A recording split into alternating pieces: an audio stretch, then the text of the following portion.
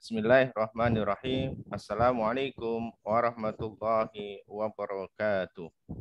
Waalaikumsalam warahmatullahi Waalaikumsalam wabarakatuh. warahmatullahi wabarakatuh. Alhamdulillahi rabbil alamin. Nahmaduhu wa nasta'inuhu wa na'udzu billahi min shururi anfusina wa min sayyiati a'malina. May yahdihillahu fala mudilla lahu wa may yudlil fala hadiyalah.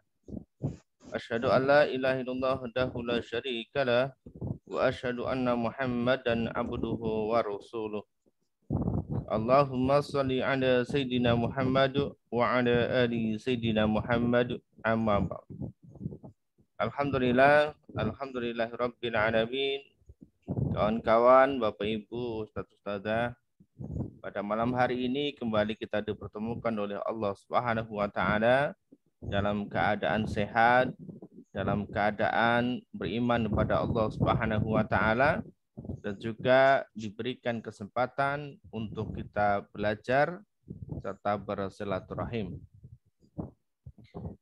Alhamdulillah, tema malam hari ini masih mengulang ataupun menyambung materi di pekan sebelumnya, yang mana kami dari Manut Quran ingin mengajak kawan-kawan, Bapak Ibu dan Ustadz-ustadzah mengamalkan betul-betul intisari daripada Al-Quran, ajaran-ajaran daripada Al-Quran, dan juga sunnah Rasul Muhammad SAW. Kita betul-betul kembali kepada Allah, betul-betul kita menjadikan Al-Quran sebagai panutan dan juga pedoman dalam kehidupan kita untuk meraih kebahagiaan. Mari sedikit kita merenung, sebenarnya apa sih yang kita inginkan dalam hidup ini? Mari kita merenung kembali, apapun ya, apapun yang kita inginkan dalam kehidupan ini, nanti semuanya akan bermuara pada satu titik. Ketika saat ini kawan-kawan menginginkan bisa dilunaskan amanahnya oleh Allah Subhanahu wa taala, ketika saat ini kawan-kawan sedang menginginkan dilimpahkan rezeki dan juga harta yang banyak oleh Allah, ketika saat ini ada di antara kawan-kawan yang sedang menginginkan rumah, kendaraan, keluarga, atau bahkan juga anak, dan nanti semua itu akan bermuara pada satu titik. Apa itu? Yaitu adalah pada kebahagiaan. Semuanya akan bermuara pada kebahagiaan. Jadi sebenarnya kita hidup ini ya mencari kebahagiaan. Baik itu bahagia di dunia maupun nanti bahagia di akhirat.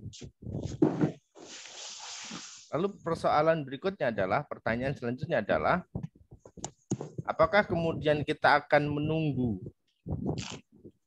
hajat-hajat kita itu terpenuhi terlebih dahulu, baru kemudian kita akan merasakan bahagia?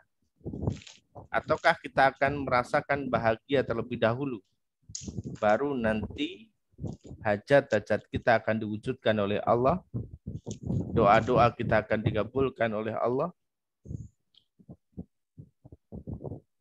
Ada satu pertanyaan yang kemudian mendasar yang perlu ditanyakan kepada diri kita masing-masing.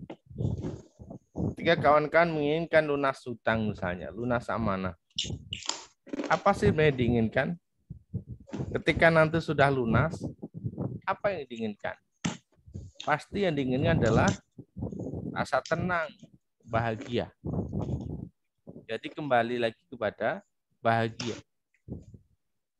Lalu bisa nggak ketika kita sedang proses melunasi amanah, melunasi hutang kita, kita sudah bisa merasakan bahagia itu. Jadi tidak harus nunggu lunas dulu, kita bisa bahagia. Atau kita tidak harus punya rumah dulu baru bisa merasakan bahagia. Kita tidak harus punya kendaraan dulu baru bisa merasakan bahagia. Sehingga kawan-kawan, mari kita bahagia terlebih dahulu.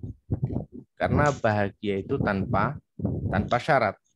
Dan ketika kita memberikan syarat pada kebahagiaan yang akan kita peroleh, maka selama syarat itu belum terpenuhi, maka kita tidak akan pernah merasakan bahagia. Saya ulang lagi, selama kita meletakkan kebahagiaan itu pada syarat, dan ketika syarat itu belum terpenuhi, maka kita tidak akan pernah merasakan bahagia. Ada yang sering mengatakan bahwasanya saya ingin melunasi semua hutang saya agar saya bisa bahagia.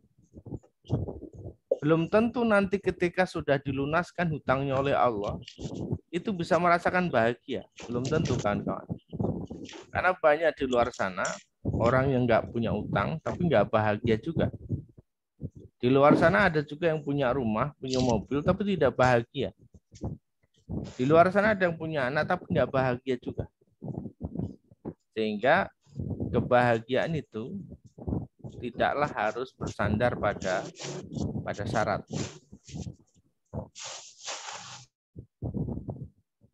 Mohon mic-nya dijaga kan kawan ya.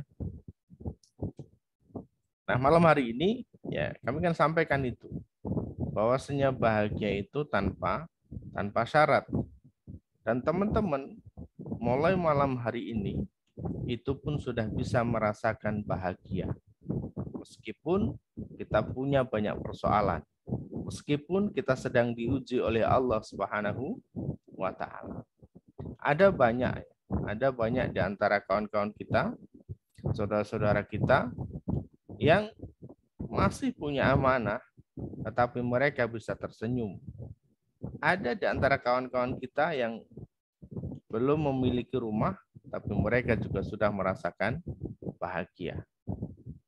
Jadi kawan-kawan, bahagia itu tanpa syarat dan jangan pernah meletakkan syarat pada kebahagiaan diri kita.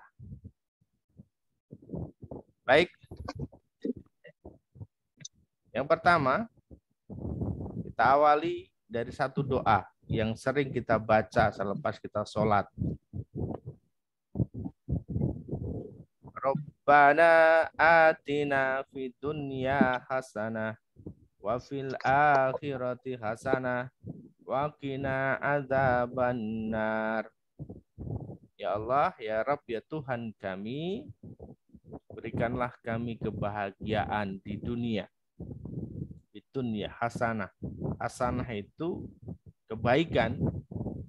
Yang salah satu kebaikan itu bentuknya saya ambil adalah kebahagiaan. Wa fil akhirati hasanah, dan juga kita minta kepada Allah agar diberikan kebahagiaan di akhirat. Kemudian doa ini ditutup dengan waqina adzabannar, agar kita dijaga, dipelihara dari siksa neraka. Karena memang tujuan akhir dari kehidupan kita yaitu adalah masuk dalam surganya Allah Subhanahu wa taala dan juga terhindar dari siksa api nerakanya Allah Subhanahu wa taala.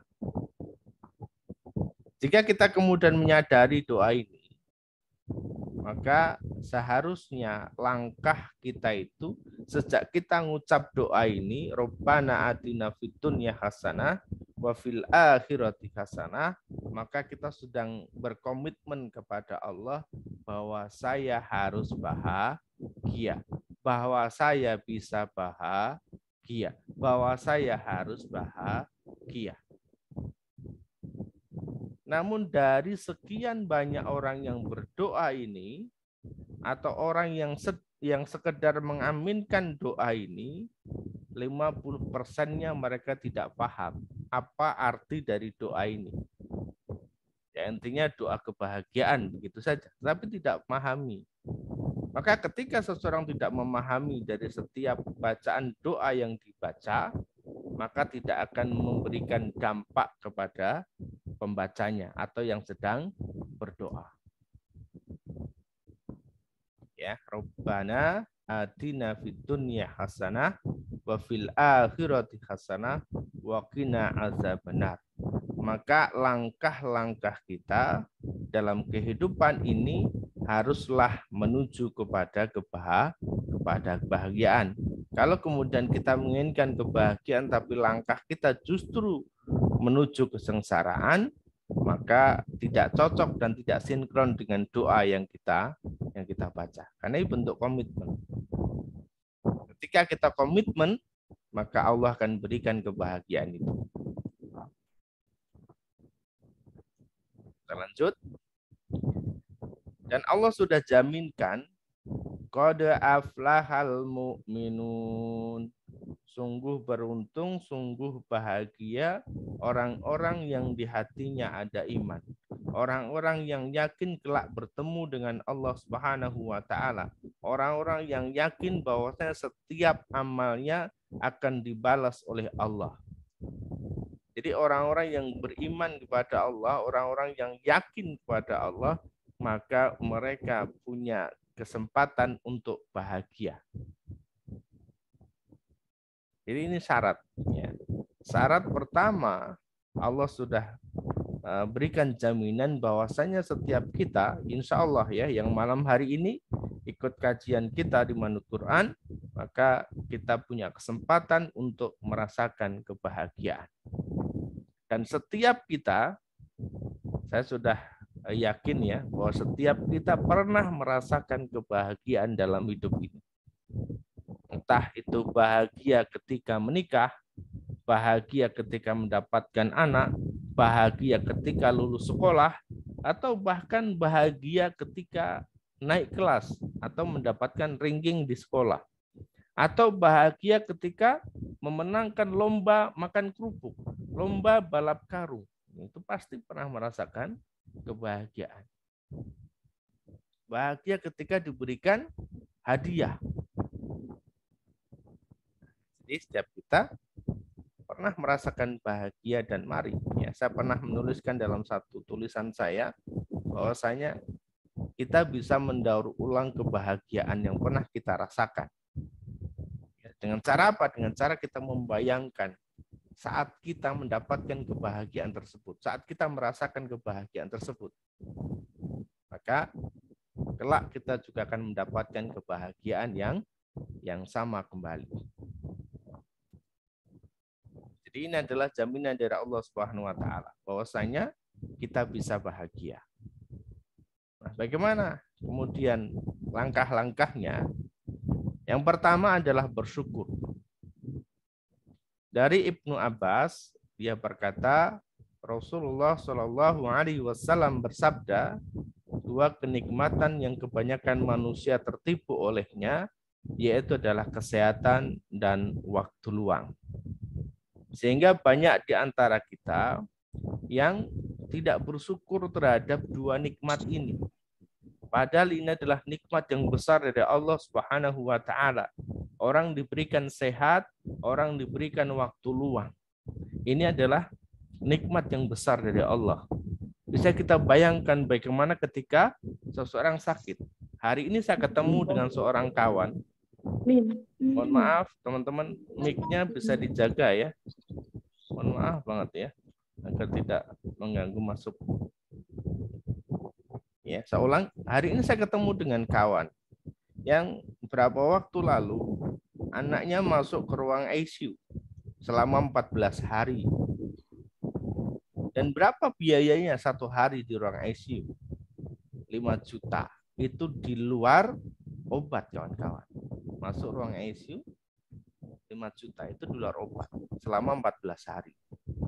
Yang kalau kemudian kita mau nilaikan ke rupiah, berarti orang yang sehat itu nilainya luar biasa. Dan orang-orang yang diberikan waktu luang, banyak di antara kita yang seolah-olah waktunya habis di perjalanan, habis untuk bekerja, habis untuk melakukan aktivitas yang kemudian tidak mendekatkan diri kepada Allah, tapi justru malah menjauhkan diri kepada Allah. Maka dengan adanya waktu luang ini adalah merupakan kesempatan dari Allah Subhanahu wa taala merupakan rezeki yang besar. Dan ini harus disyukuri kawan-kawan. Ya. Ini harus disyukuri. Jadi kalau saya sering menyampaikan bahwasanya 3 nikmat yang disyukuri adalah nikmat iman, nikmat sehat, dan juga nikmat sempat atau waktu luang ini. Nah, ketika seseorang bisa bersyukur atas apa yang telah diberikan oleh Allah ini, baik berupa kesehatan ataupun waktu luang, maka disitulah seseorang ini bisa merasakan kebahagiaan. Meskipun orang itu tidak punya uang sama sekali, diberikan kesehatan oleh Allah, itu sudah nikmatnya luar biasa.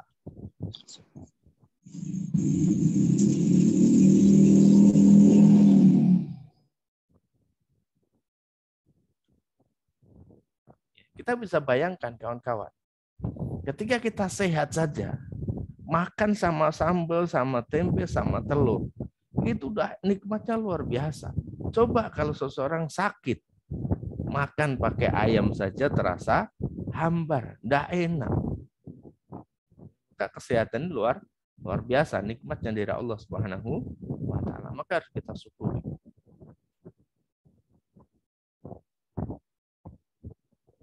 Allah Subhanahu wa Ta'ala ini yang sering kali kita baca, wa idz ta'adzana rabbukum la in syakaratum la azidannakum wa la in kafartum inna adzabi lasyadid. Dan ingatlah juga tatkala Tuhanmu berfirman, sesungguhnya jika kamu bersyukur, pasti kami akan menambah nikmat kepadamu, dan jika kamu mengingkari nikmatku, maka sesungguhnya azabku sangat pedih. La in syakartum, ketika seseorang bersyukur kepada Allah Subhanahu wa Ta'ala, la azidannakum, sungguh maka akan ditambah nikmat yang telah diberikan oleh Allah Subhanahu wa Ta'ala. Nikmat apapun, nikmat rezeki, nikmat iman, nikmat sehat, nikmat waktu luang, dan nikmat-nikmat yang lainnya, apapun itu ketika disyukuri, maka akan Allah tambah. Termasuk rasa bahagia. Ketika disyukuri, maka rasa bahagia itu akan senantiasa ditambah oleh Allah Subhanahu wa Ta'ala. Sekali lagi, ketika seseorang bisa bersyukur, maka sebenarnya seseorang itu bisa merasakan kebahagiaan dari Allah Subhanahu wa Ta'ala.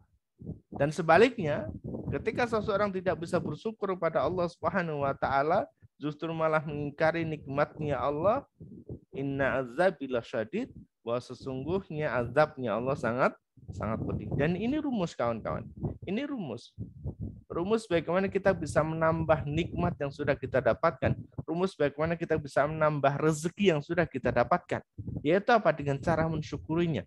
Teman-teman yang bekerja, yang saat ini misalnya punya penghasilan 10 juta per bulan, jika menginginkan penghasilan 15 juta per bulan atau 20 juta per bulan, maka syukuri dulu. Yang 10 juta ini disyukuri dulu. Kalau yang 10 juta saja tidak pernah kita syukuri, bagaimana Allah akan menambahnya? Atau tidak bentuk uang lah, tidak bentuk nominal, apapun itu. Ketika disyukuri, maka akan Allah tambah. Namun sebaliknya, ketika tidak kita syukuri, maka yang ada adalah azabnya Allah. Maka ketika kita merasakan hidup kok semakin sulit, hidup terasa hambar, makin gelap, persoalan selalu datang bertubi-tubi, bisa jadi ini lantaran kita kurang bersyukur pada Allah Subhanahu wa Ta'ala. Kita cek aja misalnya, kita punya motor di rumah. Kita gunain untuk apa aja tuh motor? Pernah nggak tiap hari kita lap itu motor? Sebagai bentuk kita syukur pada Allah karena sudah diberikan motor.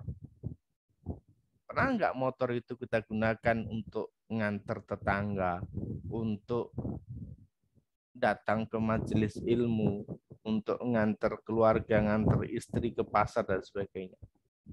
Karena itu udah bentuk kita syukur, bentuk syukur atas nikmat yang telah Allah berikan. Jadi rumusnya sekali lagi, rumusnya kawan-kawan, ketika kita bersyukur maka nikmat akan Allah tambah. Namun sebaliknya ketika kita tidak bersyukur, ingkar akan nikmatnya Allah, maka justru azab yang kita terima. Yang kedua, yaitu adalah ikhlas. Kita akan merasakan kebahagiaan meskipun kita sedang punya persoalan, meskipun utang kita menumpuk banyak, belum kelar-kelar, maka ketika kita ikhlas, narimo ing pantum, maka disinilah Allah akan hadirkan kebahagiaan. Kenapa kita tidak pernah bahagia? Karena kita tidak merasa ikhlas. Seringkali kita nggak ikhlas, ya. Jadi ada tetangga beli motor baru, kita nggak ikhlas. Karena motor kita masih butut, motor kita masih lama, motor kita nggak baru. Disitulah kemudian rasa bahagia itu akan hilang dalam diri kita. Dan ikhlas ini salah satunya ditunjukkan dalam ayat ini, ya. Quran surah Al-An'am ayat 162.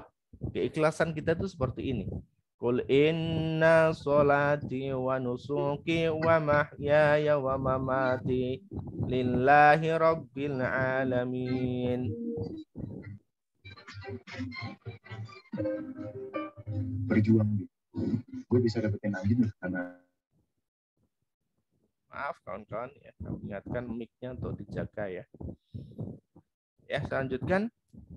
Jadi ikhlas itu sebagaimana dalam ayat ini disebutkan bahwasanya sesungguhnya sholatku, sholat kita, ibadah kita, hidup dan matinya kita itu hanyalah untuk Allah, Rabb semesta alam.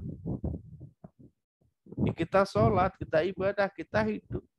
Ini semuanya ditujukan kepada Allah. Maka apapun yang diberikan oleh Allah Subhanahu wa taala, apapun balasannya, ya kita terima dengan ikhlas. Jangan kemudian karena kita sudah menjalankan sholat, jangan karena kita sudah rajin tahajud, jangan karena kita sudah rajin duha, kemudian kita tidak menerima kalaupun Allah berikan sedikit ujian untuk diri kita. Kalau itu yang kita rasakan, maka kita tidak akan pernah merasakan bahagia. Ya, misalnya nih, saya sudah tahajud Ustaz 2 bulan berturut-turut nggak pernah libur misalnya.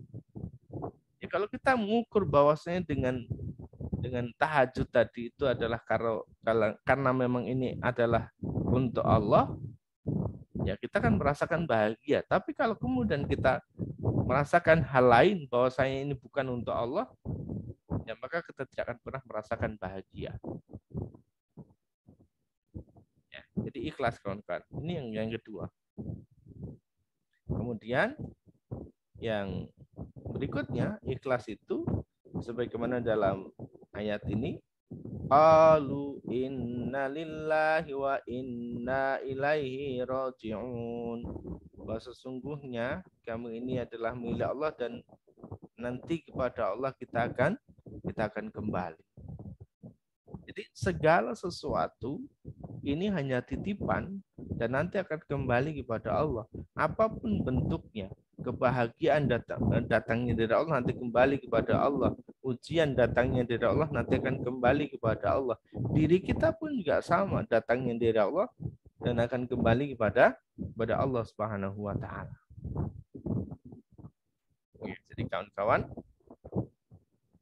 sebagaimana diajarkan oleh Rasulullah SAW, manakala kita mendapatkan musibah, diuji oleh Allah, ketidaksenangan, maka kita baca ini, ya, innalillahi wa inna ilaihi raji'un. Yang artinya kita harus sadar bahwasanya ini semua datangnya dari Allah dan nanti pun juga akan kembali kepada Allah. Ini bentuk ikhlas. Bentuk ikhlas itu seperti itu. Jadi apapun yang kita rasakan itu asalnya dari Allah dan nanti akan kembali kepada Allah. Kalau kita bisa melakukan ini, maka kita akan bisa menemukan kebahagiaan. Meskipun kita sedang punya persoalan, tapi kalau kita ikhlas bahwa persoalan ini datangnya dari Allah, maka kita akan merasakan kebahagiaan. Yang ketiga, yaitu adalah dengan berbagi. Ya, dengan kita berbagi. Allah Subhanahu wa taala sampaikan di Quran surah Muhammad ayat 7, ini seringkali juga kita baca, ya ayyuhalladzina amanu in tansurullaha yansurkum wa yusabbit aqdamakum. Orang-orang yang beriman, yang di hatinya ada iman, yang yakin kelak akan bertemu dengan Allah Subhanahu wa taala. Jika kamu menolong agama Allah, niscaya Dia Allah yang akan menolongmu dan meneguhkan kedudukanmu. Ini rumus juga, ya. Ini juga rumus. Ketika kita ingin ditolong oleh Allah, maka kita tolong agamanya Allah. Dengan cara apa? Ya kita tolong hamba-hambanya Allah yang membutuhkan di sini. Kita mudah berbagi, ya. Kita mudah berbagi, kita mudah memberi. Nah, tatkala kita berbagi dan memberi, disitulah kemudian kita akan merasakan kebahagiaan. Ada satu kisah seorang pengusaha kaya yang punya rumah gedong, punya mobil, apapun dia miliki, tetapi tidak pernah merasakan kebahagiaan dalam hidupnya. Lalu datang ke psikiater suruh olahraga, karena menurut psikiater ini karena kurang olahraga. Nah, saat dia olahraga inilah kemudian dia melihat pagi-pagi di subuh buta ini, dia melihat seorang ibu-ibu yang sedang menangis di pinggir jalan. Dia muter lagi ke kompleksnya, dia muter ternyata masih ada di situ. Lalu kemudian disamperilah ibu itu, ya. Yang kemudian di ending cerita ini bahwasanya ibu ini yang kemudian ditolong oleh pengusaha ini, dan saat dia menolong inilah, saat berbagi inilah kemudian pengusaha ini bisa merasakan kebahagiaan. Dan ini rumus, ya. Ketika kita berbagi, maka Allah akan datangkan kebahagiaan dengan cara yang instan.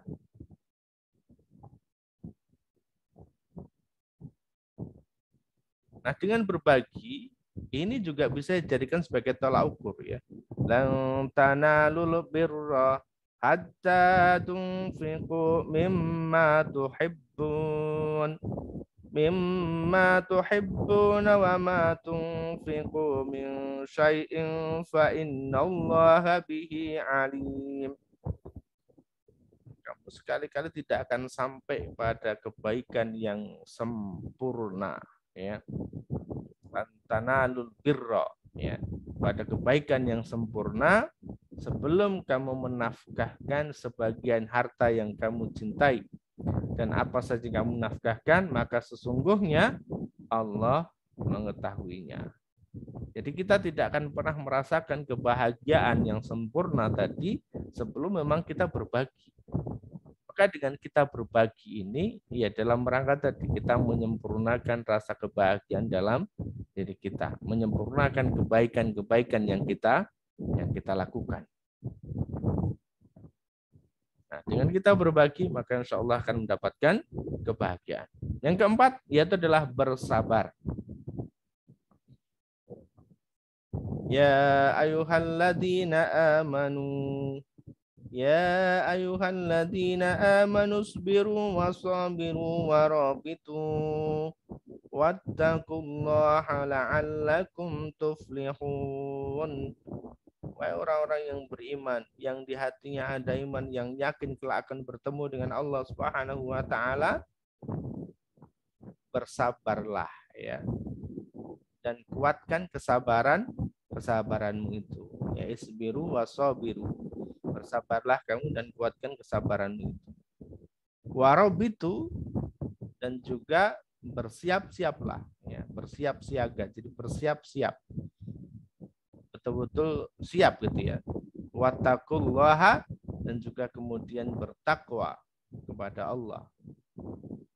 Tujuannya apa? La'allakum tuflihun. Jadi dengan kita bersabar, yang kemudian dilanjutkan dengan bertakwa kepada Allah Subhanahu wa taala, sabar dalam ketakwaan, maka endingnya adalah keberuntungan. Endingnya adalah kebahagiaan. Nah, sabar ini ya sabar ketika kita melalui ujian-ujian dari Allah Subhanahu wa taala. Betul-betul kita nikmati prosesnya ya. Betul-betul kita nikmati prosesnya itu, maka disitulah nanti kita akan merasakan kebahagiaan. Namun kalau kita tidak bersabar ya kita tidak akan merasakan kebahagiaan. Misalnya seseorang yang sedang menunggu angkot di pinggir jalan, ketika mereka tidak sabar, ya yang dirasakan apa? Yang dirasakan adalah gerusah-gerusu, kemerungsung, ini kalau orang Jawa bilang tidak tenang, ya tentu tidak akan bisa merasakan bahagia. Tapi kalau kita bisa bersabar, menikmati proses menunggu itu, kita akan bahagia. Sebagaimana kita bisa bersabar, seorang ayah yang sedang menunggu kelahiran anaknya. Jadi bersabar. Dan itu bahagia. Seorang ayah yang menunggu kelahiran anaknya, sabar menunggu kelahiran anaknya, ini bahagia. Atau seorang petani yang menunggu masa panen, sabar menunggu masa panen, ini bahagia. Ini kan ya posisikan diri kita bagaimana kita bisa merasakan kebahagiaan seorang ayah yang sedang menantikan kehadiran anaknya, kelahiran anaknya. Bagaimana seorang petani yang bersabar menanti akan panen, ya.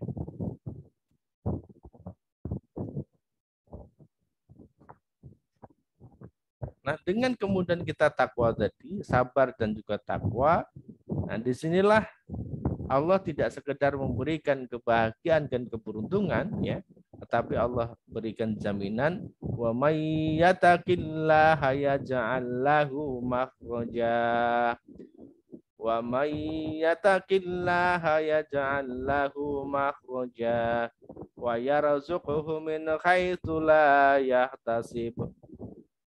Barang siapa yang bertakwa kepada Allah, niscaya dia Allah akan mengadakan baginya jalan keluar. Jalan keluar dari apa? Jalan keluar manakala kita sedang mengalami kesulitan, manakala sedang kita mengalami kebuntuan, tidak ngerti mau kemana arahnya. Di situ Allah akan bimbing. Ini loh jalan keluarnya dari setiap persoalan yang kita hadapi. Selain itu, ini wa yarzuqhu min haitsu la yahtasib, memberinya rezeki dari arah yang tidak pernah disangka-sangka. Bagaimana seorang yang nganggur, tidak punya pekerjaan, tapi punya utang, yang akhirnya Allah berikan rezeki tak terduga, tidak disangka-sangka dari mana arah datangnya, akhirnya dengan uang itu, dengan rezeki itu, bisa melunasi hutangnya. Itu adalah memang bagian dari skenario-nya Allah Subhanahu wa taala. Dan jaminan bagi orang-orang yang bertakwa tadi. Bersabar lalu kemudian bertakwa kepada Allah Subhanahu wa taala. Yang kelima, ya, bukan pertama. Yang kelima adalah bertawakal, ya, bertawakal kepada Allah, atau dalam bahasa saya disebut sebagai pasrah total. Jadi tawakal itu adalah pasrah total. Ya, wa may yatawakkal 'alallah wa may yatawakkal 'alallahi fa huwa hasbuh. Dan barang siapa yang bertawakal kepada Allah, niscaya Allah akan mencukupkan. Yang mencukupkan segala kebutuhannya. Bisa jadi kalau kemudian hari ini kita merasa kurang, itu bisa jadi karena kita tawakalnya sama Allah itu kurang. Tawakal itu sebagaimana seekor burung yang pagi hari dia dalam keadaan lapar lalu dia terbang, pulang sudah dalam keadaan kenyang. Dia yakin betul bahwa hidupnya itu atas jaminan rezeki dari Allah Subhanahu wa taala. Itu tawakal. Jadi sudah dipasrahkan hidupnya sama Allah. Yang penting apa? Yang penting apa yang dia harus lakukan. Dia ibadah yang baik. Benerin ibadahnya, benerin hubungan sama Allah, benerin hubungan dengan keluarganya, benerin hubungan dengan teman-temannya. Lalu kemudian ikhtiarnya pun juga dibeneri, ya kan? Ikhtiarnya, bekerjanya. Ketika itu dilakukan dengan baik, setelah pasrahkan sama Allah, hasilnya pasrahkan sama Allah. Tawakal itu, saya punya gambaran begini kawan-kawan. Tawakal itu sebagaimana tawakalnya seorang pemancing. Seorang pemancing itu, dia memilih pancingan yang bagus, lalu kemudian dia pilih pakannya pun yang bagus, dia cari posisi yang enak untuk memancing, kira-kira cari lokasi yang di mana ikan itu banyak yang ngumpul, lalu dia lemparkan umpannya ke air. Jadi sudah lakukan semua syarat-syarat untuk mendapatkan ikan tadi ya, dia sudah lakukan. Setelah itu kemudian dia pasrah, selesai. Mau nanti dimakan ya silahkan, mau dapat ikan kecil boleh, mau dapat ikan besar juga tidak masalah. Dia lakukan, sudah lempar. Dan itu sabar menunggu sampai umpannya itu dimakan oleh ikan. Umpannya sudah dimakan, begitu mau ditarik ikannya lepas, ya sudah. Dia lakukan lagi, dia lempar lagi umpan ke air. Itu bentuknya. Jadi bentuk pasrah, bentuk tawakalnya sebagaimana seorang pemancing. Nah, kita pun juga sama, kawan-kawan. Ya, kita pasrahkan semua persoalan hidup kita itu kepada Allah Subhanahu wa taala. Ya Allah, saya punya amanah 1 miliar. Saat ini saya sedang nganggur, tidak punya pekerjaan. Tapi saya sedang berusaha merintis usaha. Ya Allah, bantu saya, ya Allah, beri petunjuk-Mu agar saya bisa melunasi amanah saya yang 1 miliar. Pasrah ya. Jadi ibadah kita sudah, doa kita sudah, semua sudah kita lakukan, dan bahkan kita juga sudah mulai merintis usaha dan itu sudah kita lakukan, maka apapun hasilnya itu yang terbaik pasti dari Allah Subhanahu wa taala. Itu namanya tawakal, kawan-kawan ya. Baik ya. Jadi kesimpulannya, jalan untuk meraih kebahagiaan tadi yang tanpa kemudian kita harus menggantungkan pada syarat-syarat tertentu. Yang pertama yaitu adalah kita bersyukur atas nikmat yang telah diberikan oleh Allah Subhanahu wa taala kepada kita, apapun nikmatnya. Ya, apapun nikmatnya kita syukuri, baik yang kecil ataupun yang besar. Lalu yang kedua, kita ikhlas menerima apapun segala ketentuan dari Allah. Kalau memang kita harus dihina, ya oke, kita terima. Kalau memang kita harus dimarah-marahi orang, ya oke, kita terima. Kalau memang setiap hari kita harus didatangi orang, ya kita terima, kita ikhlas. Ya, apapun itu kita terima. Kemudian yang ketiga, memberi dan juga berbagi. Untuk apa? Untuk mendatangkan kebahagiaan. Yang keempat, bersabarlah dalam menjalani proses. Ya, nanti kita akan ketemu pada saatnya nanti, ya, karena segala sesuatu ini datangnya dari Allah dan nanti akan kembali kepada Allah. Dan yang kelima adalah tawakal, pasrahkan semua hasilnya itu kepada Allah Subhanahu wa taala. Tugas kita adalah ibadah dan ikhtiar yang terbaik. Perkara hasil itu adalah urusan dari Allah Subhanahu wa taala. Kawan-kawan, insyaallah ya, demikian dari kajian kita pada malam hari ini ya.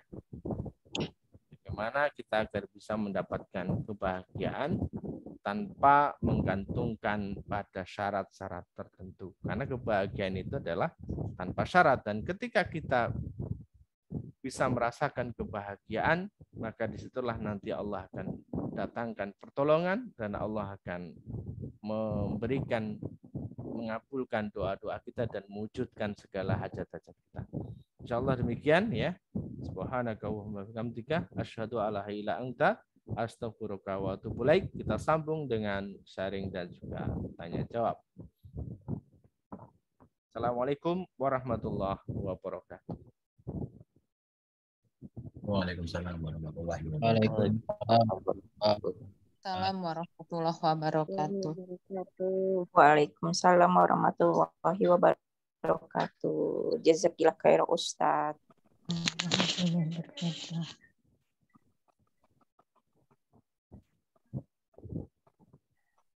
Baik, bisa dilanjut nanti dengan sharing, tanya jawab, baik itu yang raise hand ataupun yang lewat chat ya. Mungkin kita istirahat sebentar, 2 menit ya, 2-3 menit. Yang mau minum boleh minum dulu. Yang mau bertanya boleh mempersiapkan pertanyaan dulu. Yang mau sharing boleh bersharing ya.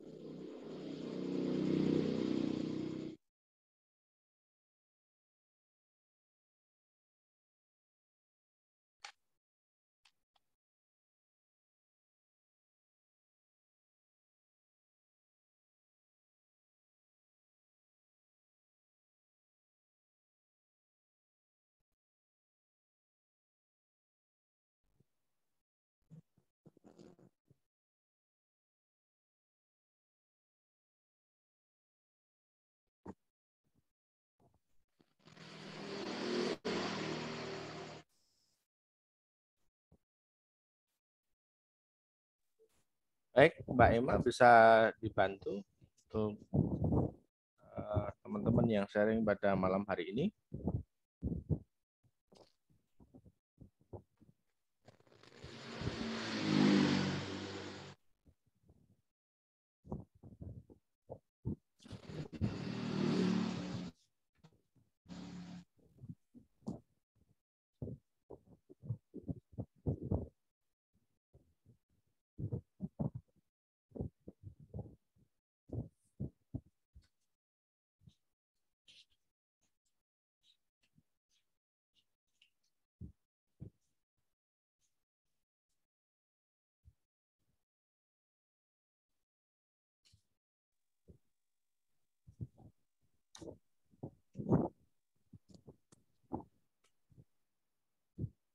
Baik, karena sudah ada yang raise hand 3 orang ya, ini raise hand dulu yang 3 orang.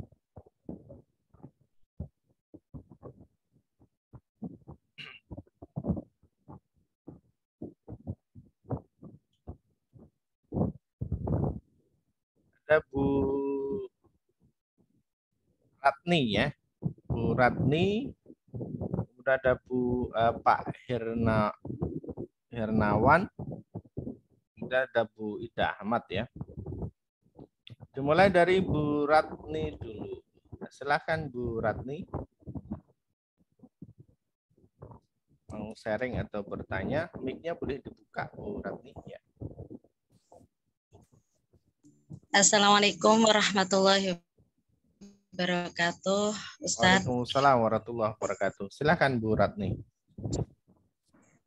Di sini saya akan mengajukan pertanyaan atau sharing ya. Untuk poin yang kelima tadi yaitu tentang bertawakal, ya.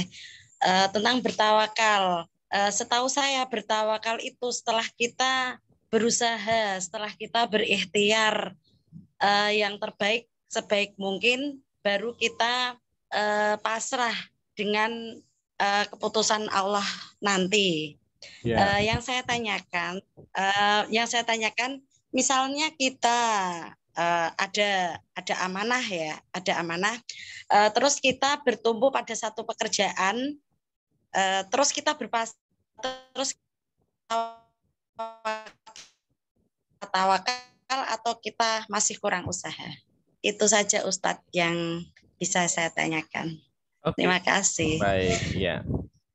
Terima kasih. Ya, betul banget ya. Jadi tadi kita sampaikan bahwasanya ya tawakal itu kalau memang seorang pemancing tadi dia sudah menyiapkan pancingnya yang baik, yang nggak mudah patah misalnya, beli yang harga lumayan mahal, kemudian pakannya pun dia juga pakai pakan yang baik, lalu kemudian dia cari tempat yang memang di sana banyak ikannya, lalu kemudian dia mulai lempar itu umpannya, ya tentu juga sambil diiringi dengan bismillah atau doa dia. Jadi kalau dalam waktu saya kecil itu kalau mancing, jadi ada kayak semacam ya doa ya.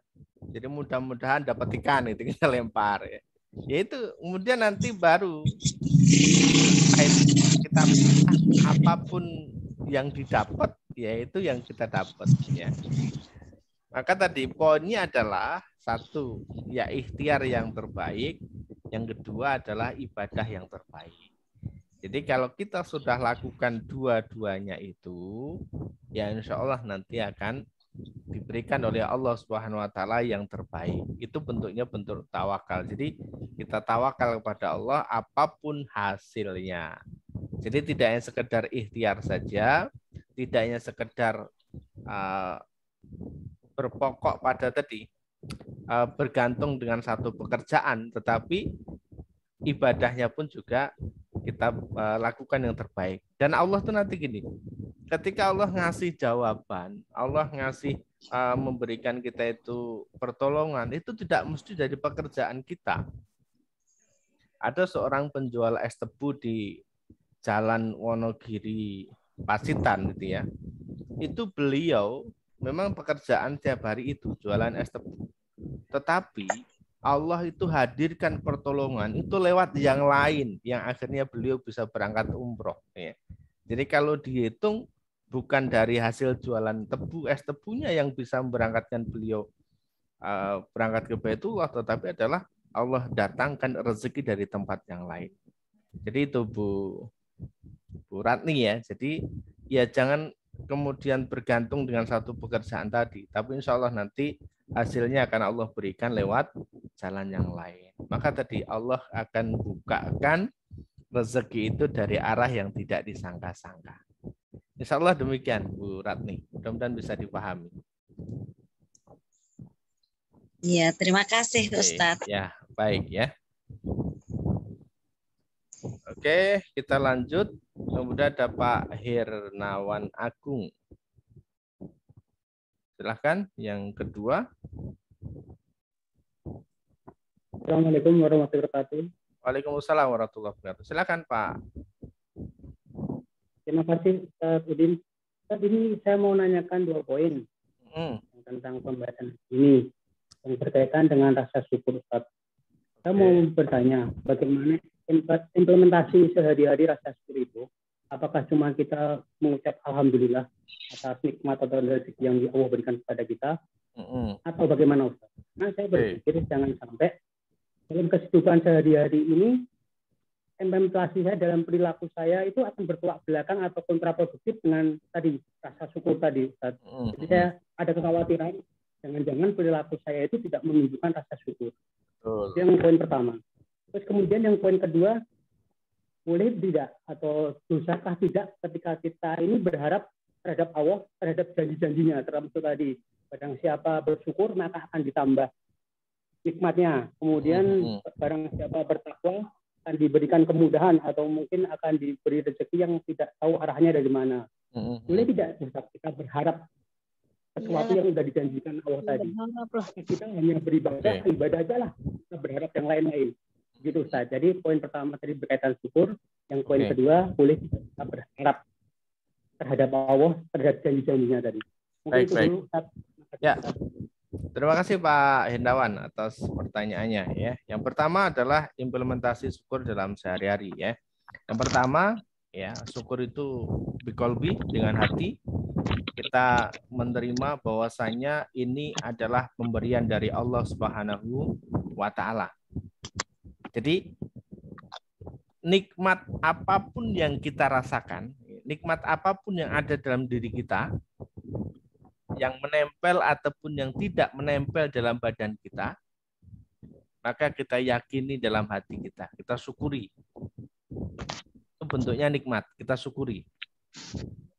Kemudian yang kedua, ya syukur bilisan, dengan kita mengucapkan hamdalah, alhamdulillah, atau alhamdulillahirabbil alamin. Segala puji bagi Allah, Tuhan semesta alam. Jadi segala puji itu hanya kepada Allah. Segala rasa terima kasih kita itu, kalaupun memang harus kita berterima kasih, itu hanya kepada Allah. Itu lewat lisan. Lalu kemudian syukur bil amal, yaitu dengan amal perbuatan. Nah, caranya apa? Caranya adalah dengan memanfaatkan segala sesuatu, apapun bentuknya, nikmat yang diberikan oleh Allah Subhanahu wa taala dalam bentuk kebaikan yang semakin mendekatkan diri kita kepada Allah. Maaf, saya mute dulu semua ya.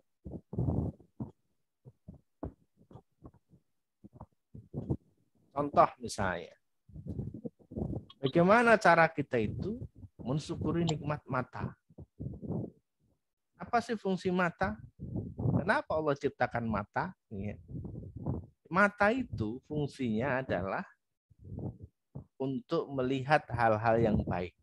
Jadi mata itu bukan sekedar untuk melihat, tetapi untuk melihat hal-hal yang baik. Yang artinya mata ini tidak boleh untuk melihat hal-hal yang negatif.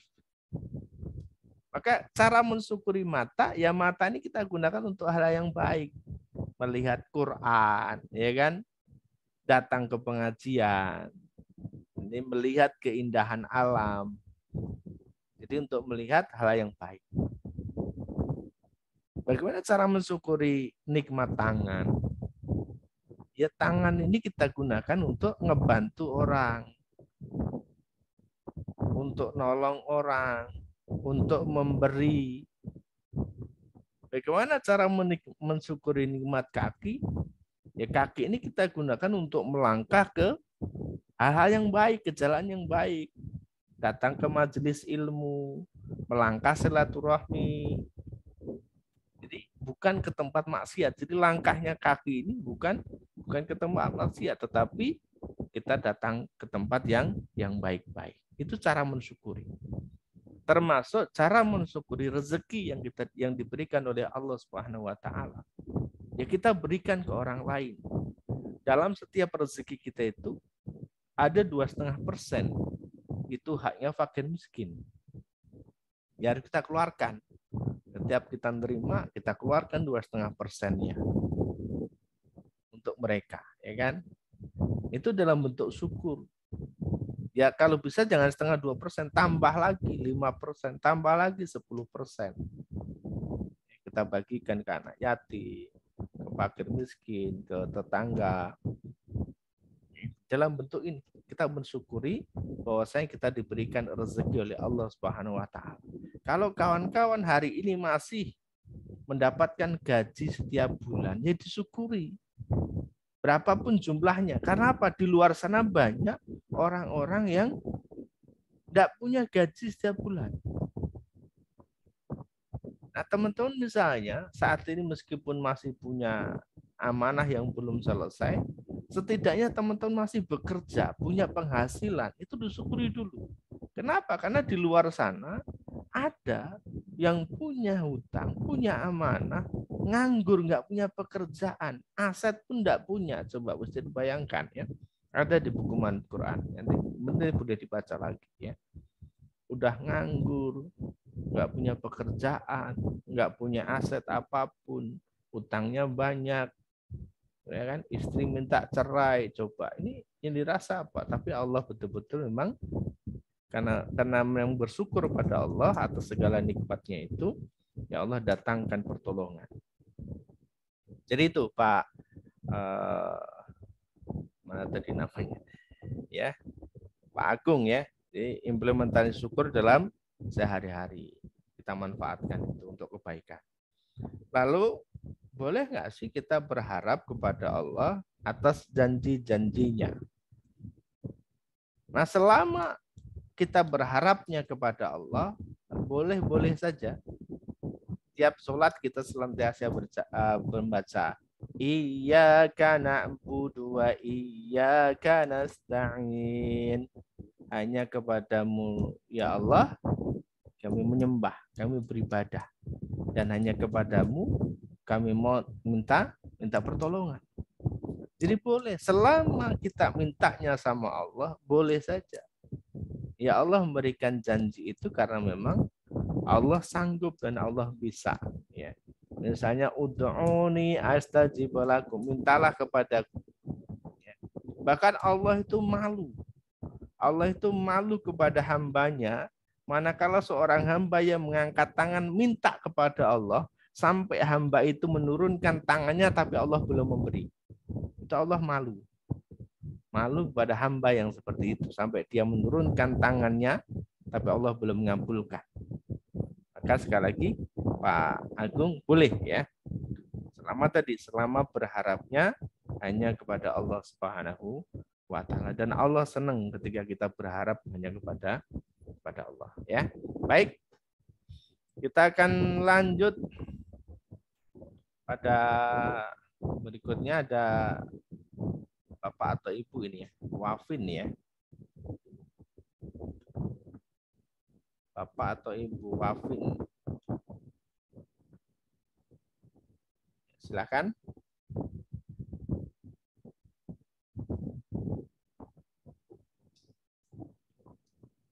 Bapak atau Ibu Wafin.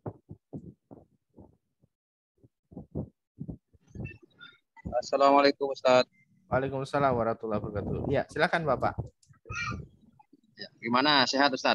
Alhamdulillah sehat ya, semangat terus. Ya. Untuk sementara belum ada dipertanyakan Ustaz. Mengenalkan diri aja. Oke, ya. Baik. Jawa Ustaz. Satu-satunya ini dari daerah Bangkalan ini.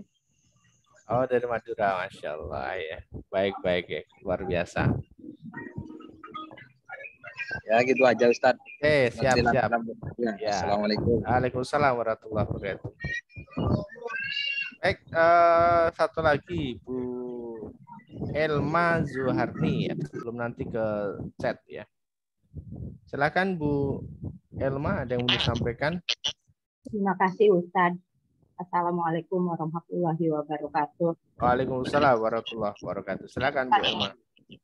Tadi ada poin yang mengatakan di sini sabar dalam menjalani proses ya Ustadz. Yang saya tanyakan, bagaimana kita menjalani sesuatu itu dengan rasa sabar? Karena yang saya rasakan Ustadz, rasa sabar untuk menjalani sesuatu dengan rasa sabar itu agak sedikit susah Ustadz. Mungkin hanya itu saja pertanyaan saya Ustadz. Oke, baik. Satu pertanyaan, misalnya nih ya, misalnya begini Bu, misalnya saya datang ke tempat Ibu masih dalam perjalanan, ya, dan itu bisa dipastikan saya datang karena saya sudah di perjalanan. Nah, Ibu kira-kira bisa enggak bersabar menunggu datangnya saya? Jadi kan tentu akan ditunggu ya. Kalaupun ada janji keluar, ya janjinya dibatalkan dulu nih, karena saya mau datang ini. Nah, kenapa Ibu bisa bersabar? Karena ya yakin bahwa saya akan datang. Yakin karena saya sudah di jalan. Yakin karena saya sudah ngabari. Kan begitu. Kalau saya tidak di jalan, saya belum di jalan, saya tidak ngabari, ya ibu tentu tidak akan yakin bahwa saya akan datang. Dan kalau saya tidak tidak ngabari, ibu tidak yakin, ya ibu kalau nunggu tentu tidak akan bisa sabar. Begitu juga kita dengan Allah Subhanahu wa taala. Kenapa kita tidak sabar? Karena kita tidak yakin sama Allah. Atau kita kurang yakin sama Allah. Kita kurang yakin dengan adanya pertolongan Allah Subhanahu wa taala. Jadi terkadang keyakinan kita itu begini. Keyakinan kita itu bentuk dari pertolongan Allah itu ya sesuai dengan yang kita minta. Nah, ini yang kemudian perlu dikoreksi ya. Jadi kita seringkali berpikir bahwasanya yang namanya pertolongan Allah itu sesuai dengan apa yang kita minta. Sehingga kalau yang kita minta ini belum ada, ya kita tidak yakin dengan Allah. Kan begitu. Misalnya nih ya, misalnya kawan-kawan pengen dibantu, ditolong oleh Allah untuk lunasin amanah. Ya dalam pola pikir kita, dalam mindset kita, tentunya cara nolong Allah itu adalah kita diberi uang. Kan begitu. Kita diberi uang. Dan bahkan cara logika manusia, kita diberi uang dari pekerjaan kita. Kan gitu. Padahal cara Allah nolong nggak seperti itu. Cara nolong Allah, kalaupun memang harus dikasih uang bentuknya, bisa di luar dari pekerjaan kita. Ya, kalau tadi saya kisahkan di Wonogiri itu, seorang penjual es tebu, ya Allah berikan rezekinya tidak dari es tebu, dari luar pekerjaan itu. Dan cara nolong Allah yang lain, itu tidaklah harus kemudian diberi uangnya tadi untuk bisa ngelunasi hutang, itu tidak harus dengan cara seperti itu. Bisa justru orang lain yang tiba-tiba membayarkan secara langsung amanah kita. Bisa. Ada banyak yang seperti itu. Dan juga cara Allah nolong itu bisa jadi dibikin tenang kita itu. Dibikin adem hati kita itu. Meskipun kita itu belum bisa ngelunasin, tapi tenang. Enteng kita ngerasainnya. Ada orang yang punya utang ratusan juta di bank, 1 tahun nggak pernah ditagih. 1 tahun nggak pernah ada yang datang ke rumah. Ya, utangnya masih ada. Tapi nggak pernah ada orang nagih, nggak pernah ada orang WA, nggak pernah ada orang telepon, nggak pernah ada orang datang. Allah begitu cara nolongnya. Jadi itu Bu Elma ya. Jadi kenapa kita nggak bisa sabar? Karena kita kurang yakin. Maka pupuk keyakinan tadi. Dan ini syarat awal tadi. Bahwasanya orang-orang yang beriman, orang-orang yang yakin, yang akan mendapatkan kebahagiaan. Insya Allah demikian Bu Elma ya. Oke Ustadz, terima kasih. Ya baik. Kita coba cek di chat ya. Baik.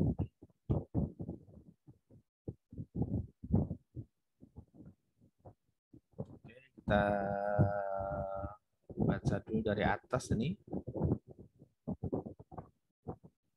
Baik.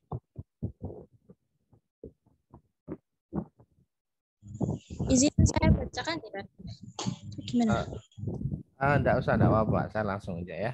Ini ada Bu Teti. Ya, oke. Bu Teti Suwardi. Assalamualaikum Ustadz. Bagaimana caranya untuk jual rumah cepat terjual? Apa-apa amalannya? Oke ya. Teman-teman, sebelum masuk ke amalan, saya sering sampaikan bahwasanya teman-teman harus perbaiki niatnya terlebih dahulu. Niatnya apa sih rumah itu dijual ya? Untuk apa kayak begitu? Alasannya apa? Lalu kemudian yang kedua, ya, ini masih terkait dengan apa namanya? Sebelum ke amalan, yaitu adalah pastikan bahwasanya orang-orang yang terkait dengan rumah itu sudah ikhlas betul untuk melepas rumah itu. Jangan setengah-setengah. Ya, misalnya anggota keluarganya ada 6 nih, ada 5. Ya 5-5-nya harus ikhlas bahwasanya rumah itu dijual. Harus los dulu. Kalau misalnya ini tidak los, ya tidak bisa. Ya. Maka harus los. Betul-betul semua harus, itu sebagai syarat. Ya. Kalau ada satu anggota keluarga saja yang masih gondel ini rumah, belum ikhlas, maka rumah itu tidak akan terjual. Nah, lalu kemudian masuk pada amalannya. Apa itu amalannya? Ini ada banyak ya, yang sering kami sampaikan teman-teman. Ya, salah satunya adalah dengan berinfak atau bersedekah. Jadi jangan begini, nanti kalau rumahnya laku saya mau infak. Enggak, infak dulu. Sedekah dulu. Jadi jangan nunggu rumahnya kalau laku. Bahkan nanti kalau rumahnya sudah laku, kita tidak punya kesempatan untuk infak. Ini yang sering terjadi. Ya. Ustaz, nanti kalau rumah saya laku, saya mau infak sekian. Begitu rumah laku terjual, ada saja kebutuhannya. Ya. Malah nggak jadi infak akhirnya. Maka infaknya itu di depan. Yang kedua, sholawat. Ya.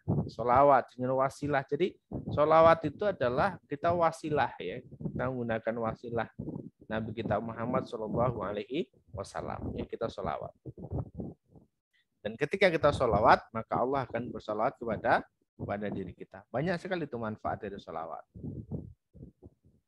Kemudian berikutnya, perbanyak istighfar. Mohon ampun sama Allah. Karena bisa jadi ada penghalang. Ya, jadi rezeki dari Allah itu bisa saja terhalangi manakala kita tidak ada dosa-dosa dan maksiat kepada Allah Subhanahu wa taala ya. Insyaallah itu nanti teknis bisa ambil ini ya, ambil konsultasi secara langsung. Ada Bu Rusyani, Pak Ustadz nanya, bersyukur intinya dengan lisan, doa, hamdalah, dan aplikasinya. Ya tadi sudah dijawab ya pertanyaannya.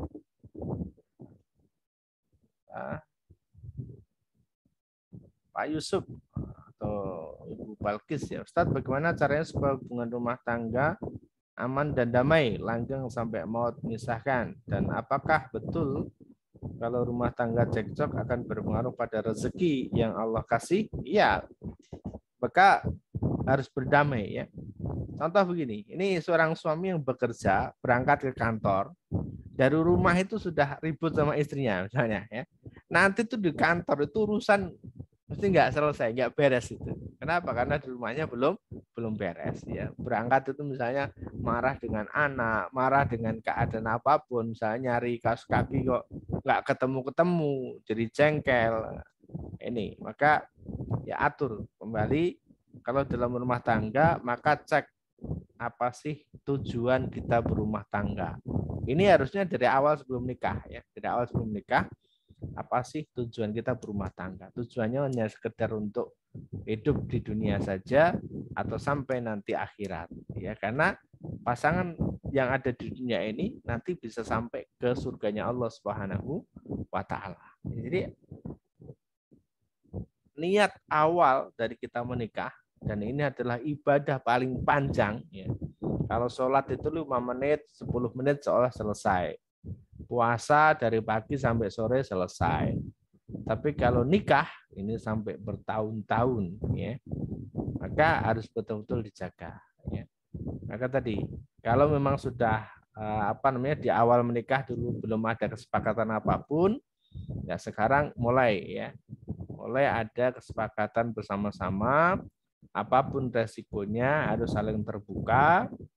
Ketika mobilnya mogok ya didorong bareng-bareng. Jangan satu dorong, jangan satu naik ya, harus dorong bareng-bareng. Insya Allah ya, saling mengevaluasi nanti akan jadi baik ya. Saya doakan keluarga tadi ya. Diridhoi oleh Allah Subhanahu wa taala. Pak Yusuf dan Ibu Balqis ya. Baik. Semoga rumah tangganya sakinah mawaddah rahmah, dan juga untuk teman-teman yang lain ya, kita doakan juga semuanya ya. Baik, satu lagi ya, saya baca dari Bu Isti Rohayati.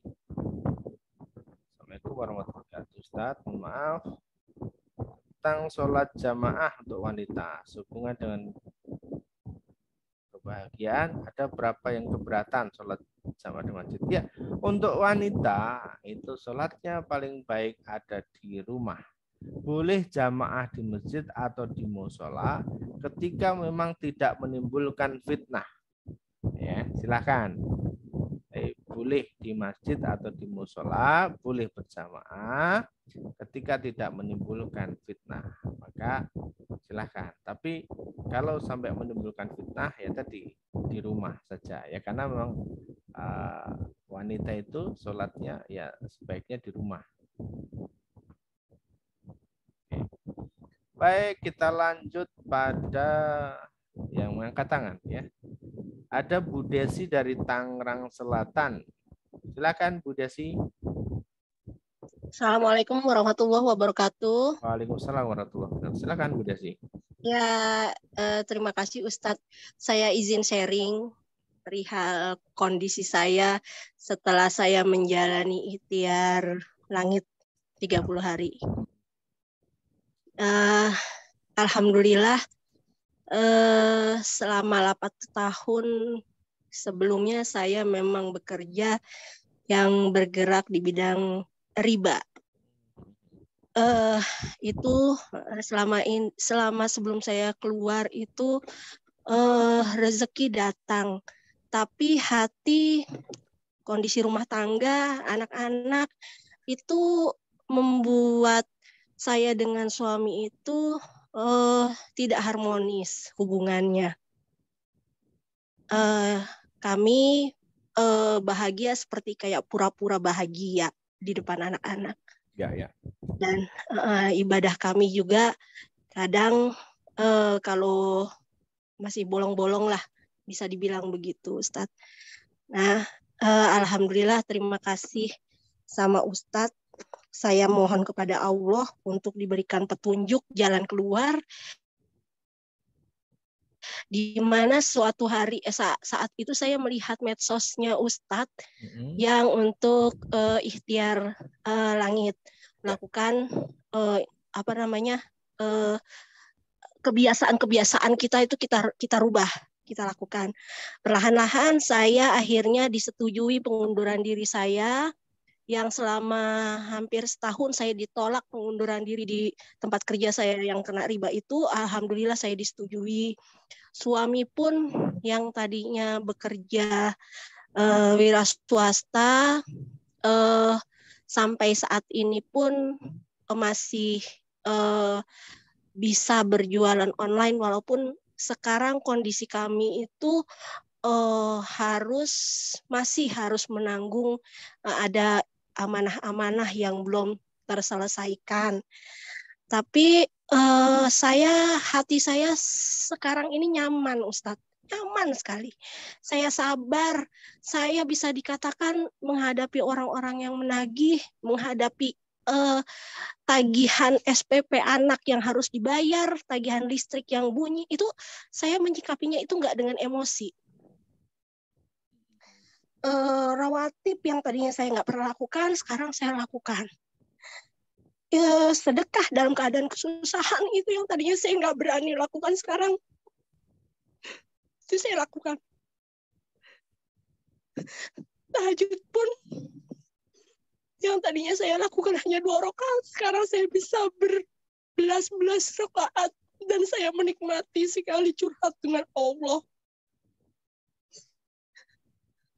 Saya mensyukuri. Kenapa saat ini saya belum bekerja, Ustadz? Saya sangat menikmati ibadah-ibadah. Ustadz pernah bilang, dirubah. Apa yang kita lakukan itu adalah ibadah hanya kepada Allah. Jadi saya ngurus rumah tangga, ngurus anak, itu saya lakukan. Sekarang saya ibadah. Dan saya lebih dekat, lebih khusyuk, lebih nikmat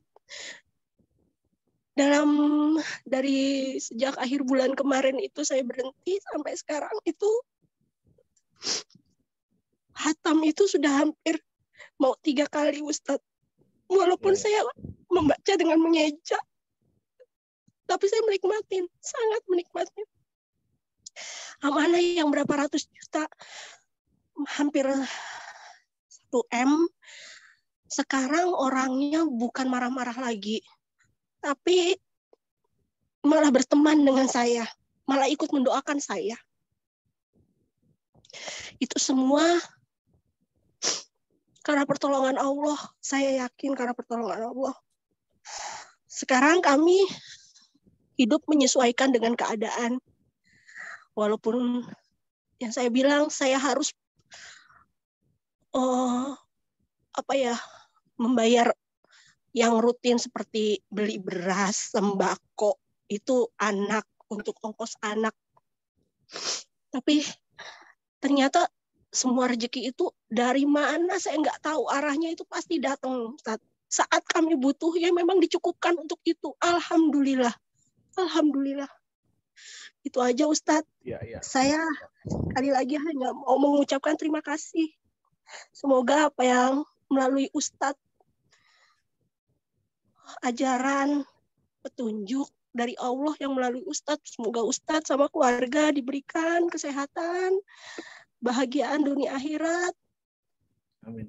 Dan saat ini saya tetap ikhtiar berjualan online, dan saya yakin Allah pasti punya rencana yang lebih baik di tahun 2023 ini. Semoga impian, doa-doa saya bisa dijabah oleh Allah. Terima kasih Ustadz. Wassalamualaikum warahmatullahi wabarakatuh. Waalaikumsalam warahmatullahi wabarakatuh. Ya. Baik, barakallah pada Bu Desi yang sudah berbagi cerita kita di malam hari ini ya. Insyaallah ya, bisa bikin merinding ya. Mudah-mudahan kebahagiaan senantiasa dirasakan oleh keluarga Bu Desi dan juga kawan-kawan yang lain ya. Insyaallah ya. Jika kita berpasrah betul pada Allah Subhanahu wa taala, ya Allah memang yang akan hadir memberikan pertolongan kepada diri kita, dan bentuknya apapun. Bentuknya memang tidak harus mesti berbentuk uang tadi ya, tetapi bisa dalam bentuk-bentuk yang lain ya. Baik, kita lanjut. Ada Pak Niar ya, Mas Seno ya. Pak Ferry Cikarang dulu ya, mohon maaf ya. Pak Ferry Cikarang dulu. Pak Ferry, silakan Pak Ferry. Assalamualaikum warahmatullahi wabarakatuh. Waalaikumsalam warahmatullahi wabarakatuh. Syukron, terima kasih Pak Ustadz waktunya, kesempatannya. Saya terharu dengar cerita Ibu yang barusan. Alhamdulillah, semoga diberikan jalan keluar terbaik dan Ibu udah berada di jalan, di rel. Amin ya Allah, terima kasih Pak. Kembali ke pertanyaan saya Pak. Selama beberapa minggu, hampir 1 bulan saya ikutin manut Quran. Itu terasa banyak perubahan, tapi memang belum seutuhnya. Banyak perubahan di mana tadinya saya terbelit riba dan satu-satunya aset yang saya miliki adalah rumah. Tadinya keluarga tidak mengizinkan, terutama istri, untuk menjual rumah ini. Dan sekarang alhamdulillah, walaupun mungkin saya yakin sulit untuk ikhlas 100%. Bukan sulit, mungkin belum bisa. Ya. Nah, yang saya hadapi sekarang adalah saya perlu ekstra untuk menawarkan rumah ini. Sampai sekarang belum ada pembelinya. Bahkan kemarin, beberapa waktu yang lalu, nauzubillah, saya khawatir terjebak sama musyrik. Karena saking sulitnya saya menawarkan rumah ini, ada beberapa masukan. Coba tanya ke salah satu ustadz itu untuk masukan dari keluarga. Tapi hati saya kok agak gimana ya, agak enggak ini. Bahkan pada saat saya tanya gimana caranya jual rumah yang ini, beliau bilang saya ada yang ganggu di tempat kuping saya, leher saya. Oh, kamu ada yang ganggu dari sini, makhluk ini. Tapi hati saya nggak yakin karena saya merasa bahwa ini sebenarnya yang mempengaruhinya adalah dosa saya di masa lalu. Nah, dan tujuan saya seperti itu adalah supaya ya kembali saya juga terbuka dengan tadi yang dibilang Ustadz bahwa cara menjual rumah seperti apa saya udah lakukan, tapi memang mesti perlu saya perbaiki dan mungkin kuncinya adalah harus lebih bersabar lagi dan menunggu sampai semua penghuni rumah ini ikhlas untuk saya melepas rumah ini gitu. Itu kan saya tanya bahwa sampai ini, tapi pertanyaan saya khawatir ini saya terjebak satu dosa lagi. Sebenarnya saya nggak ingin, saya ingin berusaha sendiri. Cuma kan ada dari masukan bahwa ya kamu berdoa sendiri bisa, tapi kan syariatnya meminta kepada orang yang lebih ini mungkin akan lebih cepat diijabah. Tapi kok hati saya malah nggak terlalu yakin. Bahkan ada yang ngasih masukan, coba bawa tanahnya ke sana ini. Saya bilang, apakah ada cara seperti itu, gitu kan? Ya, oke. Nah, itu satu, Pak Ustadz. Yang kedua, saya sharing ke teman sahabat saya, langganan saya kan wira swasta dagang itu. Yang ini terus ada yang ini, mungkin Allah maunya rumah kamu nggak dijual, gitu. Mungkin dengan cara jalan lain. Karena kan menjual rumah itu belum tentu menyelesaikan masalah. Memang karena jujur saja Pak Ustadz, sebenarnya kondisi sekarang memang kalau saya jual rumah pun kelebihannya masih banyak gitu untuk menutupi amanah, terutama yang saya ini adalah riba saya. Oke. Cuma yang paling saya takutkan adalah saya kan terjebaknya di pinjol, Pak Ustadz, dan di konvensional gitu kan. Nah, kemarin udah ada satu pinjol yang datang, ya alhamdulillah saya kasih pengertian.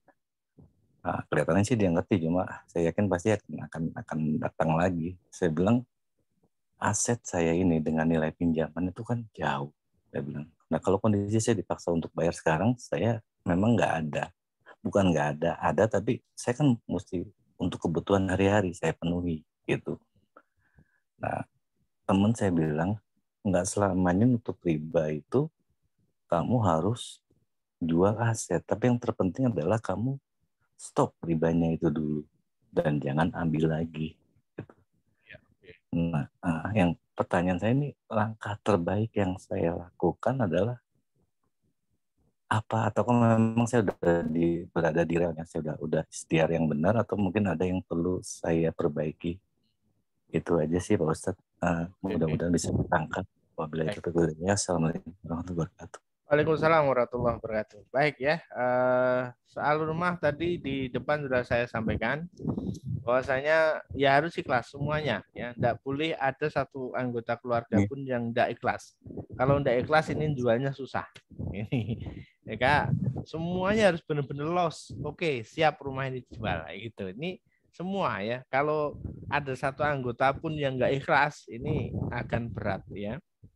Oke, nih maka ya silakan Pak, bagaimana caranya agar ikhlas tadi ya semua anggota keluarga. Kemudian yang kedua, ketika memang sudah berikhtiar dengan baik bagaimana cara menjual rumah itu dan rumah itu juga belum terjual, bisa jadi Allah itu pengen rumah itu tetap menjadi milik Bapak.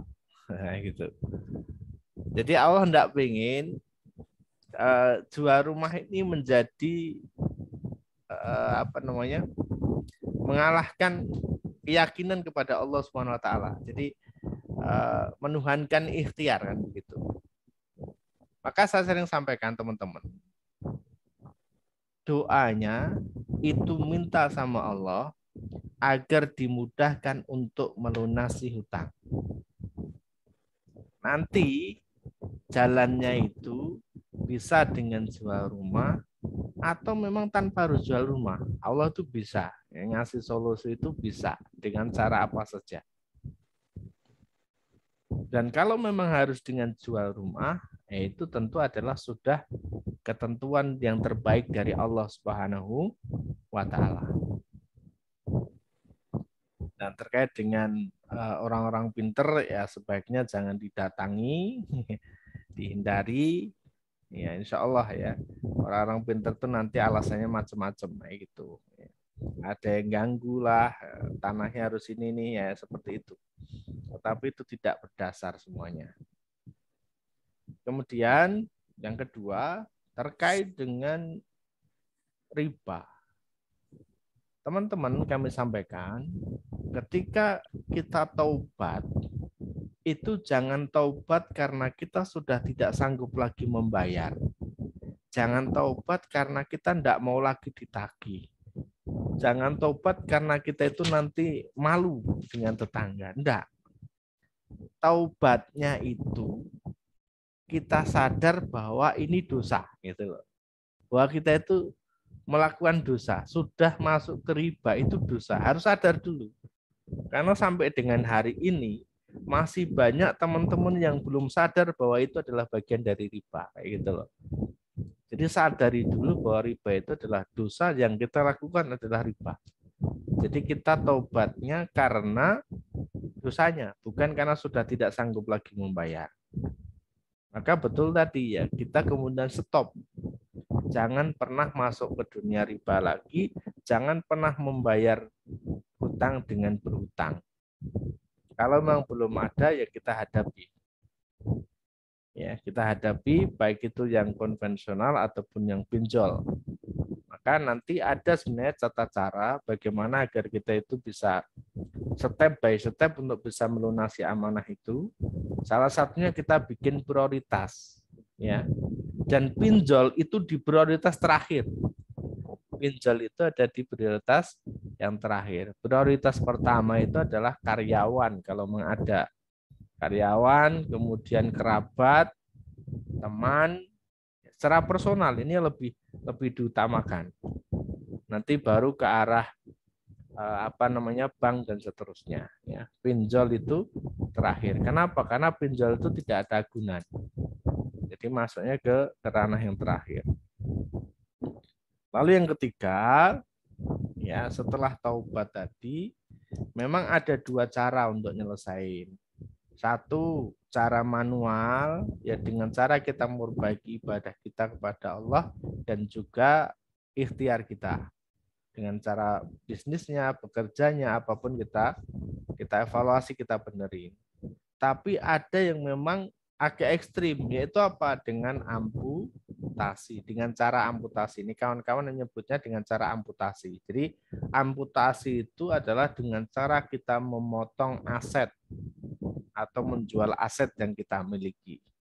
Silakan, ya silakan dipotong, dijual untuk menutupi amanah ataupun hutang kita. Meskipun belum bisa melunaskan semua, setidaknya sudah bisa mengurangi hal-hal yang penting atau poin-poin yang penting tadi, yang memang menjadi penghalang. Jadi gini, Pak Ferry dan kawan-kawan yang lain, iya, bisa jadi adanya menghambat rezeki kita itu karena masih ada riba yang belum kita tutup. Dan saya menyaksikan betul kawan-kawan di luar sana itu, ketika ada riba yang sudah ditutup, itu rezeki datang ngalir. Jadi gini, meskipun belum bisa nutup semua, ada 1-2 yang sudah bisa ditutup, itu menjadi pembuka rezeki yang lain, sehingga bisa menutup riba-riba yang lain. Ini saya menyaksikan di luar sana, banyak seperti itu. Tapi kalau kita masih gundeli, masih belum ikhlas, ya nanti agak seret tadi rezeki yang datang kepada diri kita. Mudah-mudahan bisa dipahami ya dari 3 penjelasan saya di atas tadi, Pak Ferry. Iya, Pak Ustadz. Terima kasih banyak, Pak Ustadz. Ya, baik. Kita lanjut, Pak Niar Maseno.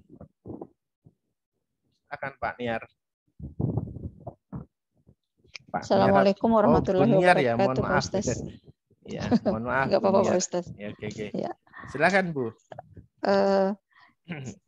Pertanyaan saya yang pertama ini Pak Ustaz agak keluar dari pembahasan kita malam ini, yaitu yang saya mau tanyakan adalah itu waktu sholat Isya itu sampai batas jam berapa Pak Ustaz ya? Dan apakah pada saat misalnya nih kebablasan kita tidur sebelum Isya, terus bangun-bangun itu jam 2, apakah kita masih bisa sholat Isya terus langsung lanjut tahajud masih atau bisa. bagaimana? Iya, masih ya? Bisa. Silakan. Oh iya. Oke, makasih Pak Ustaz. Terus yang kedua terkait riba-riba juga nih.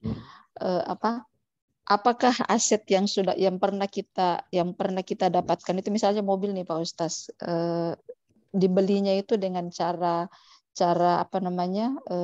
menyicil, meskipun itu sudah selesai cicilannya di bank, tapi diperolehnya dengan cara riba, apakah itu bisa mengganggu sebenarnya jalan rezeki kita atau gimana Pak Ustaz? Iya. Oke. Terus satu lagi Pak Ustaz, ini saya biasa sering ngalamin gitu ya, kalau misalnya pas sholat, pada saat saya berdoa dan itu berdoa itu dengan khusyuk, itu tiba-tiba ada kayak perasaan merinding gitu Pak Ustaz. Apakah itu pertanda bahwa doa itu nyampe atau gimana ya? Berdoa, ya, pertanyaan saya cukup itu merinding Pak Ustaz. Gitu ya? Iya, pada saat itu berdoa, saya tuh sering ngalamin di salat, bukan di tahajudnya Pak Ustaz, tapi di duhanya. Saya sering banget ngalamin itu, bahkan saya juga bertanya pada diri saya, kenapa ya rata-rata orang tuh biasa nangis kalau sholat di sepertiga malam itu tahajud.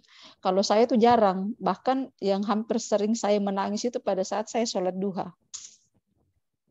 Dan pada saat berdoa itu kayak merinding gitu loh Pak Ustaz. Iya, ya. Ya, saya rasa itu aja Pak Ustaz ya. Waalaikumsalam warahmatullahi wabarakatuh. Ya, baik. Terima kasih. Jadi yang pertama sudah, yang kedua terkait dengan mobil cicilan ya. Mobil cicilan dan kemudian sudah lunas ya, mobil cicilan sudah lunas. Apa kemudian mobilnya itu termasuk mobil riba atau mobil dari bagian dosa? Tidak. Jadi gini, hukum itu tidak melekat pada benda. Ini yang perlu benar kita pahami. Jadi hukum itu tidak melekat pada benda, tetapi hukum itu melekat pada perilaku dan tindakan. Yang disebut sebagai riba itu kan tindakannya, ya, tindakannya yang mengambil mobil itu dengan cara lewat leasing atau dicicil. Itu yang masuk ribanya. Nah, terkait nanti kemudian mobilnya sudah lunas, ya itu sudah tidak ini lagi. Jadi dosanya melekat pada waktu transaksi ribanya tadi. Kalau mobilnya sudah tidak masalah, ya. Mau dipakai tidak masalah, mau dipakai atau mau dijual lagi tidak masalah ya. Jadi hukumnya itu tidak melekat pada benda, tapi hukumnya melekat pada tindakan dan perilaku. Sama seperti peso, pedang, senjata tajam itu ya ketika digunakan untuk ngebunuh orang, melukai orang, yaitu dosa pada tindakannya, tapi bukan pada bendanya. Seperti itu. Silakan mobil itu kalau mau dipakai ya boleh, insya Allah ini ya. Kemudian sholat duha ya bisa jadi ini karena memang saking khusyuknya kita, kemudian kita betul-betul meyakini akan doa kita itu diijabah oleh Allah Subhanahu wa taala, maka sampai merinding ya. Sama ketika orang sholat yakin terhadap bacaan sholatnya, sadar ya sampai nangis sih kan, orang nangis ketika sholat karena mengapa ya, dia ngerti apa yang dia baca dan dia memahami tentang kondisi dan keadaannya. Insya Allah ini tidak apa-apa yang dirasakan oleh Bu. Putus Pak Ustaz. Ya, insya Allah tidak apa-apa Bu Niar ya. Ya lanjutkan, yakin kepada Allah Subhanahu Wa Taala bahwasanya nanti doanya akan dijabah oleh Allah Subhanahu Wa Taala dengan cara yang terbaik dari Allah. Ya. Sekali lagi, cara Allah mengabulkan doa itu dengan cara yang terbaik dari Allah Subhanahu Wa Taala. Baik, bisa difahami ya Bu Niar ya. Ya, iya makasih Pak Ustaz. Baik, oke. Ya, ini masih ada beberapa pertanyaan ya. Ini coba kita ringkas. Kita jawab dengan cara ini ya.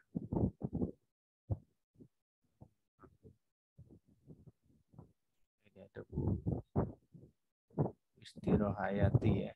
Assalamualaikum Ustadz, mohon maaf tentang sholat berjamaah untuk wanita tadi sudah.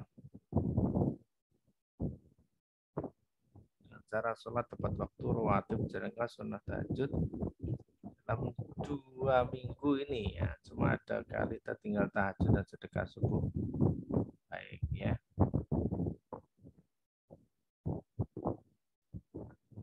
Baik, Masya Allah.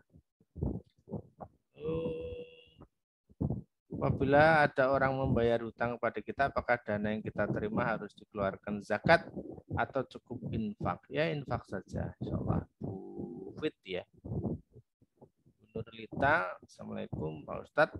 Ketika sholat tidak mampu berdiri, maka boleh duduk. Nah, pertanyaannya, ketika sholat berdiri mampu, tetapi ketika duduk di antara 2 sujud, kaki sakit tidak bisa diteguk, apakah sebaiknya sholat dilakukan dengan berdiri atau masih duduk ya? Ini sholatnya bisa dikombinasi ya Bu siapa ini Bu Nurlita, jadi bisa pakai kursi, waktu berdiri, rukuk itu masih bisa, lalu nanti pas waktu sujud sama ini ya sambil duduk ya, sujud sama duduk di antara 2 sujud sambil duduknya ada ya. Kemudian Pak Hengki, Assalamualaikum Pak Ustadz. Masa lalu saya sangat gelap, bergelimang harta. Namun sejak PHK kehidupan berubah drastis. Sekarang mencoba bertobat. Bagaimana mengatasi perubahan kehidupan agar tetap bahagia? Ya berarti harus ikhlas ya. Harus ikhlas dan juga sabar Pak Hengki ya. Ikhlas bahwa ini adalah ketentuan dari Allah dan juga bersabar untuk nanti sampai kita bisa diwujudkan harapan dikabulkan doa-doanya oleh Allah Subhanahu wa taala. Oke. Mengeluarkan zakat jumlah tahun demi kebahagiaan dan akhirat agar tak bahagia. Nah, zakat itu terkait dengan harta yang kita miliki, Pak. Jadi kalau bisnisnya tidak jalan, tidak menghasilkan uang, ya tidak ada zakatnya. Baterai tinggal 1%, Pak Agus Rahman. Ya, ini nanti detail Bu Yatri, detailnya nanti ada pada pelatihan manut Quran Sutang ya. Jadi ada cara bagaimana kita itu memprioritaskan utang-utang kita. Jadi ada tahapan untuk bisa lunas hutang. Salah satunya adalah tadi memprioritaskan mana yang kita bayar lebih dulu. Nah, yang pinjol itu paling terakhir. Oke. Pertanyaan terakhir ini dari Wahyuni ya, Bu Wahyuni. Assalamualaikum Ustadz, kalau kakak KTP kita dipakai oleh mertua untuk ambil cicilan motor, apa kita berdosa? Insya Allah tidak ya. Bukan kita yang melakukannya, tapi orang lain ya. Ya, bisa disampaikan bahwasanya ada cara-cara yang tidak harus dengan cara riba ya. Mau cicilan motor itu boleh, tidak dengan cara riba ada ya. Seperti itu teman-teman, insya Allah ya. Baik, terima kasih kawan-kawan. Alhamdulillah sudah pukul 10 kurang ya. Kurang dikit lagi insya Allah pas ya. Mari kita tutup kajian malam hari ini dengan bacaan hamdalah dan doa kafaraah majelis. Alhamdulillahirabbil alamin. Subhanaka wa bihamdika asyhadu alla ilaha illa anta astaghfiruka wa atubu ilaik. Dari saya mewakili Guswi dan juga kawan-kawan yang lainnya, mohon dimaafkan bila banyak kekurangan dan